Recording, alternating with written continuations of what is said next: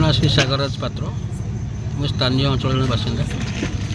आज धारणा बसवार मुख्य कारण जे उक्त निकटରେ ଥିବା बलदा बालीघाटी को जो लीजधारी लीज आकार नहीं बेनियम बाली चालन उपर रोक लगेगा चाहे आम ये शांतिपूर्ण धारणा बसी रही। पूर्व भी आप धारणा बसते पुणी ए बस कौन किसी पूर्व बसीलु जो प्रशासन आम प्रतिश्रुति देते 3 दिन मध्य यार किसी आम समाधान बाट बाहर करूँ।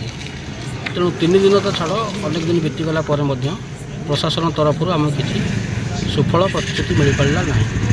तेणु अंचल स्वार्थ दृष्टि को आखि आगे रखी पुणी आम धारणा लगे जे पर्यंत स्थायी समाधान न हो प्रशासन आम कथा न बुझी आम एमती शांतिपूर्ण धारणा। कौन कौन समस्या कौन मुख्य समस्या कौन रही? मुख्य समस्या आप देखु आमर जो नदी बंधटी भारीजान जीवा द्वारा दुर्बल हो जाऊँगी।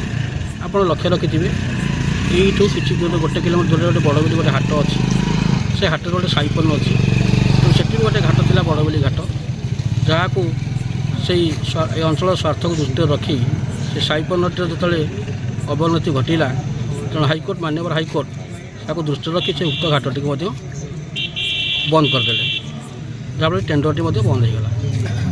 आम चाहूँ ये जो बलदा बालीघाटी चली आर माइनिंग प्लान हूँ नईल बलदा नईल आर माइनिंग प्लान नईल पटे तेणु नईल पटे गाड़ी जावा कथा किंतु उक्त लीजधारी जोर जबरदस्त उक्त रास्तार शह शह हाइवा बाली बोझे ट्रक दिन 4टारू परदिन दिन 10टा पर्यंत चालू रोचे जहाँफल अंचलवासी बहुत समस्यार सम्मुखीन होती।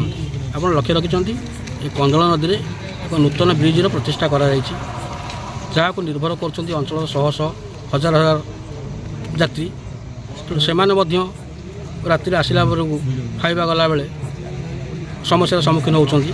एमतीक एक्सीडेंट घटू जहाँफल लोक मैंने हईराण सम्मुखीन होती। आम सरकार का बालीघाट बंद करने उद्देश्य ना बालीघाट चालू सरकार राजस्व आदाय हो किंतु सरकार को नियम अनुसार चालू। मुझे आपको जनईदेक चाहे आप मीडिया भाई मैंने ये बंधु मैंने आसवा पूर्वर प्राय शह शह मात्रा गाड़ी चलूला जिते बड़े मीडिया मैंने आसी पहुँचले मीडिया मैंने आसवा पर ठारू कौन सी गाड़ी एटारे जाऊना तेणु आप अनुमान लगाऊँ जे प्रकृत में केते सरकारी नियम अनुसार गाड़ी चलुची। जदि सरकारी नियम अनुसार गाड़ी चलू था ताले मीडिया मैंने आसला मीडिया बंधु मैंने आसला गाड़ी बंद होवार किसी अर्थ था जदि नियम अनुसार गाड़ी चलुची जीवार प्रोब्लेम कौन अच्छी।